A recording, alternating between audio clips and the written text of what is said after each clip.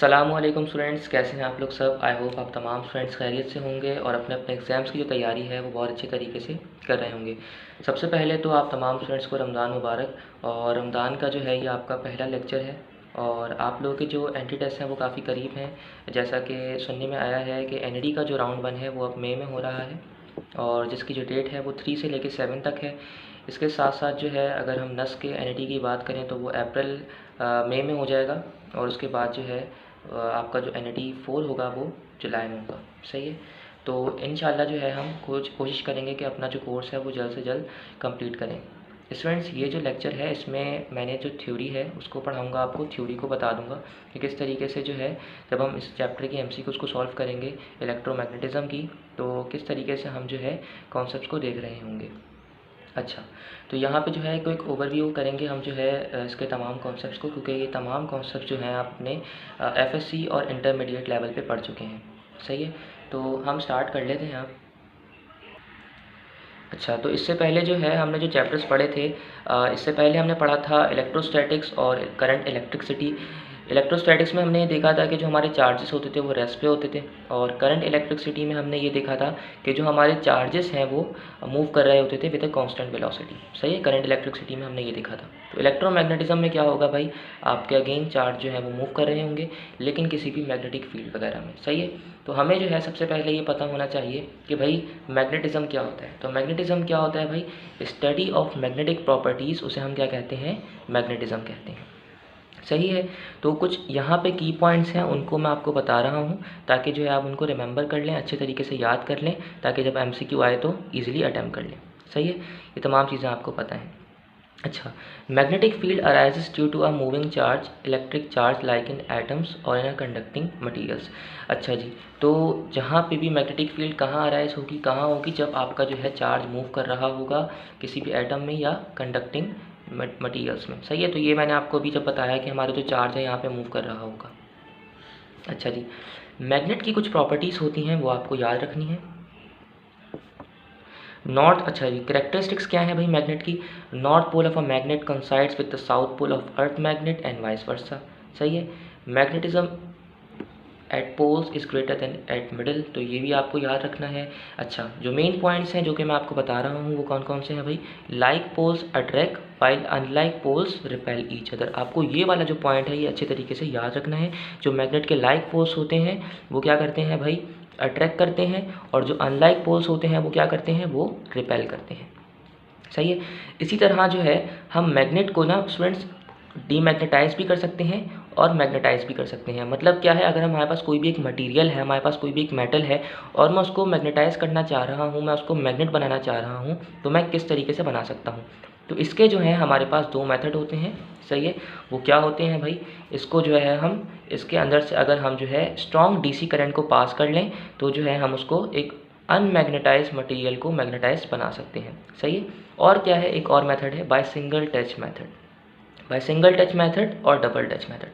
अब ये क्या है भाई, हम क्या करते हैं स्टूडेंट्स, देखिए हमारे पास कोई भी एक मैग्नेट होता है, सपोज़ करें कि इसको हम कुछ इस पोजीशन में रखते हैं। मैं एडिटर को बता दूंगा कि इस तरीके से आपको डायग्राम दिखा दीजिएगा। तो आप जो ये स्क्रीन पे डायग्राम देख रहे हैं इसमें आपको अच्छे तरीके से नज़र आ रहा होगा। भाई जो डायग्राम है इसमें जब हम क्या करते हैं, हम रब करते हैं मैग्नेट को। जब हम रब करते हैं ना तो वो जो मैग्नेट होता है सिंगल टच मेथड में, जब हम उसको रब करते हैं तो मैग्नेट जो है आपका उसको इस प्रोसेस को बार बार परफॉर्म करते हैं तो आपका जो मैग्नेट है वो मैग्नेटाइज हो जाता है। सही है, अच्छा जी, तो ये एनईडी में पूछी भी गई है, ये वाली एमसीक्यू पास पेपर की है, तो उसको अच्छे तरीके से याद रखें। अगर हमें जो है मैग्नेट को मैग्नेटाइज करना है तो हमारे पास दो मेथड्स होते हैं, single touch method, double touch method, और जो है इलेक्ट्रिक मेथड बाय, जिसको हम कहते हैं by passing the strong DC current. सही है, अच्छा जी, अगर हमें मैग्नेट को डीमैग्नेटाइज करना है, हमें क्या करना है, अपने मैग्नेट को डीमैग्नेटाइज करना है, तो हम क्या करेंगे भाई, हम स्ट्रॉन्ग अल्टरनेटिंग करंट को पास कर देंगे, एसी करंट को पास कर देंगे, या क्या करेंगे, स्ट्रांगली हीट कर देंगे। सही है, ये मेथड है। और इसके साथ साथ जो है हम एक मैग्नेट को दूसरे मैग्नेट से स्ट्राइक कर देंगे। सही है, तो इस तरीके से भी हमारा जो मैग्नेट है वो डीमैग्नेटाइज हो सकता है। सही है, अच्छा जी, अब मैग्नेटिक फील्ड को देखें तो मैग्नेटिक फील्ड क्या होती है भाई, अगेन हमने पढ़ा था जब हम करंट अपना जो है चैप्टर पढ़ रहे थे इलेक्ट्रोस्टैटिक्स, उसमें हमने देखा था कि इलेक्ट्रिक फील्ड क्या होती है। इलेक्ट्रिक फील्ड क्या थी भाई, इलेक्ट्रिक फील्ड एक ऐसी फील्ड थी जहाँ पे जब भी कोई चार्ज आएगा, एक ऐसा रीजन जब भी कोई चार्ज आएगा तो वो अपने ऊपर एक लगती हुई फोर्स महसूस करेगा, उससे हम क्या कह रहे थे, इलेक्ट्रिक फील्ड कह रहे थे। और उसकी फिर जो आगे हम जा रहे थे फर्दर प्रोसेस में तो इलेक्ट्रिक फील्ड इंटेंसिटी को भी पढ़ रहे थे। यहाँ पे मैग्नेटिक फील्ड है, तो मैग्नेटिक फील्ड क्या है भाई, magnetic field is a region around a magnet with in which it exerts its influence upon a magnetic material. मतलब क्या है, अगर आप अपनी टेक्स्ट बुक में देखें तो मैग्नेटिक फील्ड आपकी सिंध बोर्ड की टेक्स्ट बुक में लिखा हुआ है कि मैग्नेटिक फील्ड एक ऐसा रीजन है जहाँ पे जब भी कोई पॉजिटिव चार्ज आएगा, कोई भी चार्ज आएगा तो वो अपने ऊपर लगती हुई फोर्स महसूस करेगा, तो उसे हम क्या कह रहे होते हैं, मैग्नेटिक फील्ड कह रहे होते हैं। सही है स्टूडेंट्स, तो ये जो है आपको पढ़ लेना है। अच्छा जी, magnetic field due to a current in a long straight wire, तो ये आपको याद रखना है कि ये हेंस ओरस्टेड एक साइंटिस्ट थे जिन्होंने जो है ना मैग्नेटिक फील्ड की जो आप किसी भी करंट कैरिंग वायर के थ्रू के अंदर जो है वायर जो मैग्नेटिक लाइन ऑफ फोर्सेस होती हैं, मैग्नेटिक फील्ड होती है, उसको जो है ना उन्होंने फाइंड आउट किया था, तो उनका नाम क्या था, हेंस ओरस्टेड था। अच्छा, तो इन्होंने जब फाइंड आउट करा था तो कुछ बातें फाइंड आउट करी थी, और वो क्या करी थी भाई, the lines of forces are circular and their direction depends upon the direction of current. तो जो लाइन्स ऑफ फोर्सेस होती हैं वो सर्कुलर होती हैं और उनका डायरेक्शन जो है वो करंट पे डिपेंड कर रहा होता है। और एक और बात करी कि भाई मैग्नेटिक फील्ड जो है ना तब तक रहेगी जब तक आपके पास किसी भी वायर से करंट फ्लो कर रहा होगा। अगर आपका करंट फ्लो नहीं करेगा तो मैग्नेटिक फील्ड अराइज नहीं करेगी। और स्टूडेंट्स ये ऑब्वियस सी बात है, अगर आपके पास कोई भी एक वायर है और उसमें जो है करंट फ्लो कर रहा है तो आपके पास तभी मैग्नेटिक फील्ड आएगी। अगर आपके पास जो है कोई भी वायर है उसमें से करंट फ्लो नहीं कर रहा तो आपके पास मैग्नेटिक फील्ड अराइज नहीं होगी, मैग्नेटिक फील्ड नहीं आ पाएगी। सही है, नेक्स्ट में मूव करते हैं अब हम। अच्छा जी, अब जो है हम देख रहे हैं magnetic field and magnetic force. Student ये याद रखें, आपने ये पढ़ा हुआ भी है अपने एफएससी में और इंटरमीडिएट में कि जब भी कोई चार्ज जो है वो मूव कर रहा होता है किसी भी मैग्नेटिक फील्ड में तो वो एक फोर्स एक्सपीरियंस करता है, जिसका फॉर्मूला जो होता है वो बराबर होता है किसके भाई, बराबर होता है Fm इज इक्वल टू ये magnetic field magnetic force is equal to Q V cross B. अब ये v क्या है भाई, ये velocity of a moving charge होता है और क्रॉस प्रोडक्ट होता है किसके साथ, मैग्नेटिक फील्ड के साथ। सही है, तो ये हो रहा होता है, जहाँ भी क्रॉस प्रोडक्ट आता है तो आपको पता है साइन थीटा तो आता है। तो हम जो है इसका एक फार्मूला ड्राइव करते हैं जो कि मैग्नेटिक फील्ड का निकल कर आता है, और मैग्नेटिक फील्ड का जब हम फार्मूला देखते हैं तो वो क्या आता है, F/, Q V sine theta. सही है, इसी तरह जो आपके पास जो फोर्स होती है मैग्नेटिक फोर्स वो डायरेक्टली प्रोपोर्शनल होती है चार्ज के, velocity of a moving charge के और मैग्नेटिक फील्ड के। सही है, तो ये कुछ ऊपर चीज़ें हैं आपको ये याद रखना है, क्योंकि देखें अगर हम साइन थीटा को देखें, अगर आपके पास वेलोसिटी और जो है क्या कहते हैं आपके पास मैग्नेटिक फील्ड अगर जो है पैरेलल है, मतलब उनके दरमियान एंगल 0 डिग्री है, तो आपके पास मैग्नेटिक फोर्स क्या होगी भाई, बहुत कम होगी। इसी तरह अगर आपके पास 90 डिग्री है, अगर आपके पास ये आपस में परपेंडिकुलर है वेलोसिटी का और मैग्नेटिक फील्ड का डायरेक्शन, तो क्या है भाई आपके पास जो है, क्योंकि साइन थीटा 90 डिग्री पे क्या होता है 1 होता है, तो आपके पास यहाँ पे मैक्सिमम आ जाएगा। इसी तरह जो है ये अगला रिलेशन भी पढ़ लीजिएगा। सही है, अच्छा जी, इसका यूनिट क्या होता है भाई, इसका यूनिट पढ़ लीजिए, मैग्नेटिक फील्ड का यूनिट होता है 1 टेस्ला, मतलब मैग्नेटिक फील्ड किसके बराबर, मैग्नेटिक फील्ड को हम टेस्ला भी कह रहे होते हैं। सही है, इसके साथ साथ जो है 1 टेस्ला किसके बराबर होता है, newton second upon coulomb metre. सही है, तो ये इसका यूनिट होता है, तो ये भी आप अच्छे तरीके से इसको रिमेंबर कर लें। अच्छा जी, अब जो है हम किसके लिए देखेंगे भाई, अब हम देख रहे हैं force on a current carrying conductor in a uniform magnetic field. अब आपके पास कोई भी एक यूनिफॉर्म मैग्नेटिक फील्ड है, अगर आपके पास यूनिफॉर्म मैग्नेटिक फील्ड होगी और कंडक्टर का जिक्र आ जाए तो आपके पास आपका कौन सा फॉर्मूला लगेगा, Fm is equal to I L cross product of B. सही है, यहाँ पे ये अगर आपके पास कंडक्टर का जिक्र हो और आपको करंट कैरिंग कंडक्टर के लिए फोर्स निकालनी है तो उसके लिए आपको फॉर्मूला याद रखना है आई क्या होता है भाई, करंट होता है, L cross product of B, तो ये आपके पास इसका ये फॉर्मूला होता है। सही है, अच्छा ड्रिफ्ट स्पीड आप पढ़ चुके हैं, ड्रिफ्ट स्पीड जो है हमने पिछले चैप्टर में पढ़ा था, ड्रिफ्ट वेलोसिटी क्या होती है, ड्रिफ्ट स्पीड क्या होती है, V D is equal to ईना हमने पढ़ा था, तो ये वही है, वही फॉर्मूला है, आपको इसका अच्छे तरीके से रिमेंबर करना है। सही है, अच्छा इसके साथ साथ जो है हमने फिर यहाँ पे एक और यूनिट देखा कि भाई टेस्ला किसके बराबर होता है, टेस्ला जो है ना बहुत सारी चीज़ों के बराबर होता है, तो यहाँ पे ऊपर जो मैंने आपको बताया वो भी अच्छे तरीके से याद रखना है, और यहाँ पे भी रख लीजिए याद कि 1 tesla is equal to newton ampere metre के बराबर होता है। सही है, अच्छा एम्पेयर क्यों आया भाई, ऊपर जो यूनिट बन रहा था ना आपका जो आपके पास यूनिट बन रहा था वो किसका बन रहा था, अगर हम देखें तो हमारे पास बन रहा था इलेक्ट्रिक करंट का। तो इलेक्ट्रिक करंट का जो यूनिट बन रहा था तो हमने उसकी जगह एम्पेयर पुट कर दिया सीधा सीधा। सही है, तो ये हमने याद कर लिया। अच्छा जी, तो गॉस जो है ना स्मॉल यूनिट है किसका, मैग्नेटिक फील्ड का।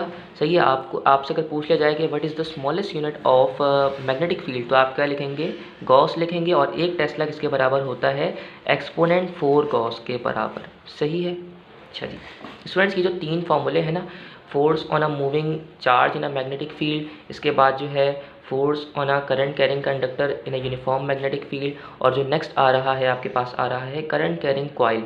सही है, तो ये फार्मूलाज आपको याद रखने हैं। जब मैं आपकी जगह था तो मुझे भी मुश्किल होती थी इन फार्मूलाज को याद रखने में कि किस जगह पे कौन सा फार्मूला पुट करना है, क्योंकि एमसीक्यू आती है सीधी सीधी, जस्ट आपको फार्मूला पुट करना होता है और याद रखना होता है। तो आपको जो है ना मैंने यहाँ पे लिख के बता दिए, तो आपको अच्छे तरीके से यहाँ से याद हो जाएगा। अच्छा जी, अगर आपके पास जो है कोई भी करंट कैरिंग कॉइल होगा तो उसके पास आपके पास जो है टॉ का फार्मूला लगता है, जिसको हम कहते हैं, जिसको हम बीना कॉस अल्फ़ा भी कह रहे होते हैं, बीना कॉस अल्फ़ा। सही है, तो आपको इस तरीके से याद रखना है। देखें भाई, यहाँ पे टॉ है, इसको हम टॉ कह रहे होते हैं, और उसका फार्मूला होता है बीना कॉस अल्फ़ा, या NIAB बोल सकते हैं। मैंने किस तरीके से याद रखा हुआ था, बीना कॉस अल्फ़ा। सही है, तो ये अल्फ़ा क्या होता है, angle between plane of coil and magnetic field होता है। इसी तरह थीटा क्या होता है आपके पास, थीटा क्या होता है, angle between outward normal to the plane of coil and magnetic field. सही है। अच्छा जी, तो आपको ये याद रखना है, एनडी में एक दफ़ा एमसीक्यू पूछ ली गई थी आपसे कि net force on a coil is 0 but net force on a torque is not 0। तो ये आपको याद रखना है कि जो नेट फोर्स होती है आपके पास कॉइल पे, वो क्या होती है, वो 0 होती है, लेकिन जो है आपके पास जो नेट टॉर्क होगी वो 0 नहीं हो सकती। सही है स्टूडेंट्स। अच्छा जी, इसी तरह हमने मैग्नेटिक फ्लक्स को देखना है। भाई मैग्नेटिक फ्लक्स का क्या फार्मूला होता है, तो मैग्नेटिक फ्लक्स क्या होता है, जैसे हमने उसमें देखा था कि अगर हम इलेक्ट्रिक फ्लक्स को देखते थे तो हमारे पास इलेक्ट्रिक फ्लक्स में क्या फार्मूला होता था, E.A। अब यहाँ पे क्या होगा, मैग्नेटिक फ्लक्स का formula A.B AB cos theta. सही है, तो ये बड़ा आसान सा फार्मूला है मैग्नेटिक फ्लक्स का। इसका एक यूनिट होता है मैग्नेटिक फ्लक्स का, जो कि कहते हैं हम इसको वेबर। सही है, वेबर पीस का यूनिट होता है, और एक वेबर किसके बराबर होता है, 1 newton metre ampere inverse tesla के बराबर। सही है, तो ये इसका यूनिट होता है, आपको ये अच्छे तरीके से याद रखना है। इसकी जो PDF है वो भी आपको मिल जाएगी, तो आपको जो है इसको अच्छे तरीके से पढ़ लेना है। सही है, इसके बाद जो है हम अब एम्पेयर्स लॉ को देखते हैं। अच्छा जी, तो एम्पेयर्स लॉ की डेफिनेशन पढ़ लीजिए, और एम्पेयर्स लॉ का आपको फार्मूला याद रखना है। तो फार्मूला क्या है भाई, फार्मूला आपको अच्छे तरीके से देख लीजिए भाई, क्या है, summation N R is equal to 1 B dot delta L।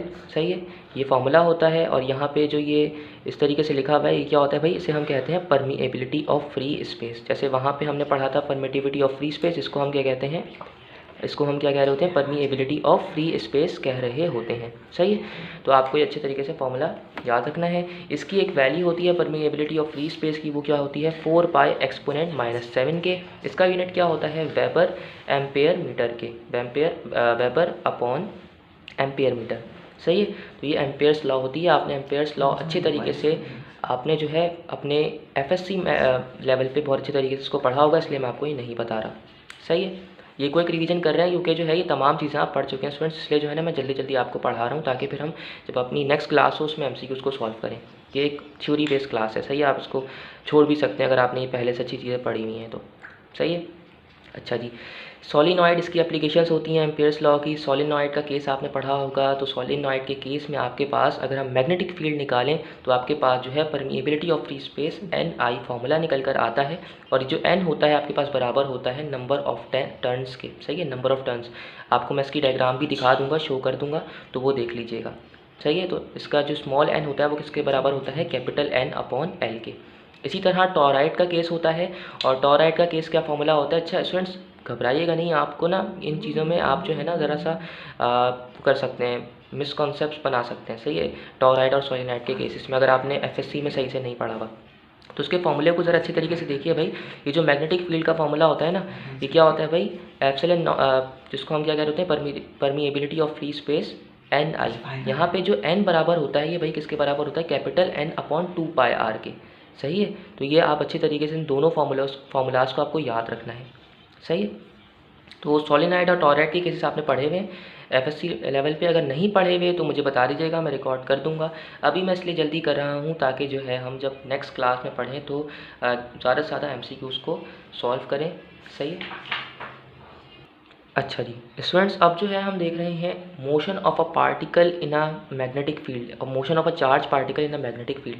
Students ये याद रखिए, इसमें भी आपने पढ़ा हुआ है लेकिन मैं आपको बता देता हूँ भाई। होता क्या है, हमारे पास एक चार्ज होता है, इसकी डेरिवेशन आपसे एफएससी लेवल पे बार बार पूछ ली जाती है। तो हमारे पास होता क्या है, हमारे पास एक इलेक्ट्रॉन बीम होती है जो कि आती है, सही, इलेक्ट्रॉन बीम आती है एक कांस्टेंट वेलोसिटी से, और जो है उसका डायरेक्शन जो होता है वो परपेंडिकुलर होता है, मतलब राइट एंगल होता है फील्ड से, यूनिफॉर्म फील्ड से, मैग्नेटिक फील्ड से। तो होता क्या है, वो सर्कुलर मोशन परफॉर्म करती है, जैसा कि आपको नज़र आ रहा होगा यहाँ पे। देखिए वो जो परफॉर्म करता है ना, फिर वो आपके पास सर्कुलर मोशन परफॉर्म करता है। सही है स्टूडेंट्स, तो ये आपको नज़र भी आ रहा है। सही है। तो क्या होता है भाई, इसमें जो आपके पास लिखा हुआ भी है, मैग्नेटिक फील्ड का डायरेक्शन और बेस वेलोसिटी से परपेंडिकुलर होता है। तो इसके केसेस आते हैं, केसेस निकल के वो आपको अच्छे तरीके से याद रखने हैं। रेडियस जो है ना, आपको ये अच्छे तरीके से रिमेंबर करना है, जो रेडियस का फॉर्मूला है स्टूडेंट्स। ये देखें, रेडियस आपसे बार बार आपके एफएससी में पूछ लिया जाता है कि भाई बताएं क्या होता है रेडियस का, इसको ड्राइव करके दिखाएं। सही है। तो वो रेडियस का जो फॉर्मूला निकल कर आता है वो आपको याद रखना है भाई। क्या होता है, motion of a particle in a magnetic field, तो वो क्या होगा भाई, M B Q B sine theta. यहाँ पे साइन थीटा आ रहा होता है। अच्छा, अब यहाँ पे अगर एंगल क्योंकि 90 डिग्री है तो साइन थीटा 1 के बराबर होता है, साइन 90 1 के बराबर होता है। तो ये फॉर्मूला बन जाता है M B upon Q B. अब मास इंटू वेलोसिटी क्या होता है, मोमेंटम के बराबर होता है। तो आपसे जो है मोमेंटम अपॉन क्यू भी पूछ लिया जा सकता है एमसीक्यूज़ में। या ऐसा कर दिया जाए कि आपको सवाल में मोमेंटम दे दिया जाए और पूछें कि भाई बताइए रेडियस क्या होगा। सही है। और मैग्नेटिक फील्ड और चार्ज भी दे दिया जाए, तो कुछ भी दिया जा सकता है। आप जो है इजीली अटैम्प्ट कर सकते हैं, आपने अगर ये दिखा हुआ है और इसको अच्छी तरीके से समझा हुआ है। सही है स्टूडेंट्स। अच्छा, तो रेडियस के लिए ना एक और तरीके से आपसे पूछ लिया जा सकता है कि भाई एक दफ़ा क्या हुआ था कि स्विंग बोर्ड में जो है ना, यहाँ पे जैसे नीचे होता है ना साइन थीटा, तो ऊपर था साइन थीटा। तो उसमें क्या हुआ था, काफ़ी सारे बच्चे परेशान हो गए थे, जो कि एक गलत चीज़ है। सही है, वो सही नहीं है। पर काफ़ी सारे लोग जो, अगर आप इंटरनेट पे भी देखेंगे तो वो सही नहीं कहलाता। लेकिन स्विंग बोर्ड ने एक दफ़ा दे दिया था अपने एग्ज़ाम में। एफएससी में तो कभी नहीं दिया गया, स्विंग बोर्ड के सेकेंड ईयर के पेपर में आया था ये। सही है। तो उसमें क्या था भाई, उसमें हेलिकल मोशन लेके आपको जो है ना, जैसे यहाँ पे हो रहा है, तो आपको हेलिकल मोशन को लेकर परफॉर्म करना था वो सवाल। सही है। पास पेपर्स अगर आपने देखे होंगे तो पास पेपर्स में आपको मिल जाएगा वो। तो आपको जो है अपना जो पार्टिकल का जो मोशन था वो हेलिकल मोशन लेना था। यहाँ पे आपने सर्कुलर मोशन लिया है ना, यूनिफॉर्म सर्कुलर मोशन, वहाँ पे आपको हेलिकल मोशन लेके जो है अपने पार्टिकल का परफॉर्म करना था। सही है। इसी तरह स्टूडेंट्स आपको टाइम पीरियड याद रखना है। Time period of a charge particle subjected to a uniform circular motion in a magnetic field. तो वो टाइम पीरियड क्या होता है भाई, टाइम पीरियड याद कर लीजिए भाई। क्या होगा time period, 2 pi upon Q B, 2 pi M upon Q B. ये तमाम चीज़ें आपको पता हैं, ये डेरिवेशन भी है इसकी। तो वो ये पंजाब बोर्ड में हो गया है इसकी डेरिवेशन। तो आपको इस फॉर्मूले को याद रख लेना है। सही है। इसी तरह फ्रीक्वेंसी होती है। फ्रीक्वेंसी क्या होती है, फ्रीक्वेंसी इन्वर्स होता है टाइम पीरियड का। तो अगर हम इसका इन्वर्स कर दें तो हमारे पास फ्रीक्वेंसी आ जाएगी, frequency of a charge particle circulating in a magnetic field. तो हम उसकी फ्रीक्वेंसी भी निकाल सकते हैं। सीधा सीधा फॉर्मूला है Q B upon 2 pi M. सही है। तो इसको हम क्या कह रहे होते हैं, इसको हम साइक्लोट्रॉन फ्रीक्वेंसी भी कह रहे होते हैं। सही है। अच्छा जी, तो यहाँ पे मैंने लिख भी दिया है। इलेक्ट्रॉन टू मास रेशो भी पढ़ चुके हैं। इलेक्ट्रॉन टू मास रेशो की जो फॉर्मूलाज है ना स्टूडेंट्स, ये बड़े इंपॉर्टेंट है। तो इलेक्ट्रॉन टू मास रेशो की आपको फॉर्मूलाज याद रखने हैं। सही है। ये जितने भी फॉर्मूलाज मैंने लिखे हुए हैं ये आपको याद रखने हैं अच्छे तरीके से। सही है। अच्छा, इसको जो है हम वेलोसिटी कह रहे होते हैं। इलेक्ट्रॉन टू मास रेशो का एक तो सबसे पहला फॉर्मूला है v अपॉन बी आर। तो ये वेलोसिटी होती है, ये मैग्नेटिक फील्ड और ये रेडियस। सही है। अच्छा जी, यहाँ पे जो आर है, आर जो मतलब कि जो आर की वैल्यू होती है, आर भाई क्या था यहाँ पे। सही है। तो ये क्या था, ये जो थॉमसन्स एपरेटस के था ना, उसमें डिटरमाइन जो की गई थी वेलोसिटी, ये वो थी। सही है। तो यहाँ पे आपको वैल्यू याद रख लीजिए भाई, इलेक्ट्रॉन टू मास रेशो की काफ़ी ऑब्वियस सी वैल्यू है, काफ़ी स्टूडेंट्स को याद भी होगी। तो भाई ये क्या है भाई, 1.7588 एक्सपोनेंट 11 कूलम पर केजी के बराबर होती है। सही है। तो यहाँ फॉर्मूलाज लिखे हुए हैं, ये आप पढ़ लीजिएगा। सही है स्टूडेंट्स। अच्छा जी, टॉर्क आप लोग पढ़ चुके हैं। टॉर्क क्या है भाई, अगर आपके पास कोई भी कॉइल है और कॉइल के लिए अगर हमें मैग्नेटिक फील्ड के लिए काम करना है तो उसमें टॉर्क का जिक्र आ जाता है। और टॉर्क का फॉर्मूला होता है tau is equal to BINA cos alpha. सही है। तो यहाँ पे जो है हमारा इलेक्ट्रोमैग्नेटिज्म का पार्ट ख़त्म हो जाता है। अब जो है हम इंशाल्लाह नेक्स्ट क्लास में जो है हम करेंगे इंशाल्लाह कवर इलेक्ट्रोमैग्नेटिक इंडक्शन।